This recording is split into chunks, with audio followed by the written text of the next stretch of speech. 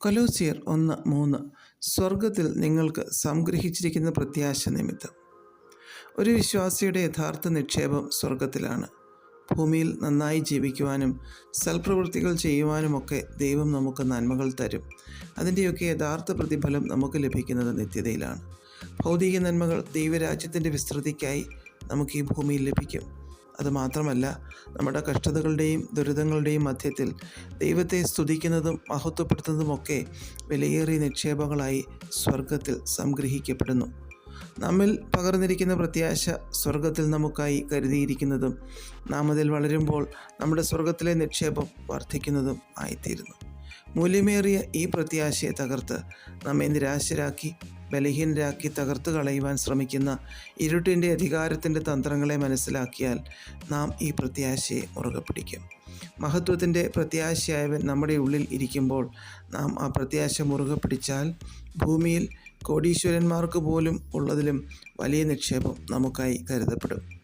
1 കൊരിന്ത്യർ 2:9 ദൈവം തന്നെ സ്നേഹിക്കുന്നവർക്ക് ഒരുക്കിയിട്ടുള്ളത് കണ്ണ് കണ്ടിട്ടില്ല, ചെവി കേട്ടിട്ടില്ല, ഒരു മനുഷ്യൻ്റെയും ഹൃദയത്തിൽ തോന്നിയിട്ടുമില്ല എന്ന് അപ്പോസ്തലൻ പറഞ്ഞിരിക്കുന്നു. ആരുടെയും കണ്ണ് കണ്ടിട്ടില്ലാത്തത്, ആരും കേട്ടിട്ടില്ലാത്തത്, ആരുടെയും ഹൃദയത്തിൽ തോന്നിയിട്ട് പോലുമില്ലാത്തതാണ് നമുക്കായി ദൈവം ഒരുക്കിയിട്ടുള്ളത് എന്നോർക്കുമ്പോൾ നമ്മുടെ പ്രത്യാശ എത്ര വർദ്ധിക്കണം, യേശുവിനെ എത്ര സ്നേഹിക്കണം. 1 പത്രോസ് 1 നമ്മുടെ സ്വർഗത്തിലുള്ള അവകാശം എത്ര ശ്രേഷ്ഠമേറിയതാണ് എന്ന് പറഞ്ഞിരിക്കുന്നു. 2 തിമോത്തിയോസ് 4:8 നീതിയുടെ കിരീടം എനിക്കായി വച്ചിരിക്കുന്നു എന്ന് പൗലോസ് അപ്പോസ്തലൻ വിളിച്ചു പറയുന്നു. പൗലോസ് അപ്പോസ്തലന് ലഭിച്ച ഘനമേറിയ ഈ ഉറപ്പ് പ്രത്യാശ സ്വർഗത്തിൽ നിന്ന് പകർന്നതാണ്. നമുക്ക് വേണ്ടിയുള്ള സർവശക്തനായ ദൈവത്തിൻ്റെ വിചാരങ്ങൾ വളരെയാണ്. ദൈവവുമായി ഒന്നിച്ചുള്ള ഒരു നിത്യത ആ പ്രത്യാശയിൽ നമുക്ക് വളരുവാൻ ഇടയാകട്ടെ.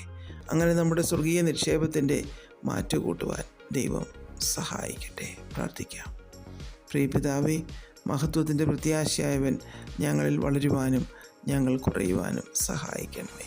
യേശുക്രിസ്തുവിൻ്റെ നാമത്തിൽ ആമേൻ. God bless us all.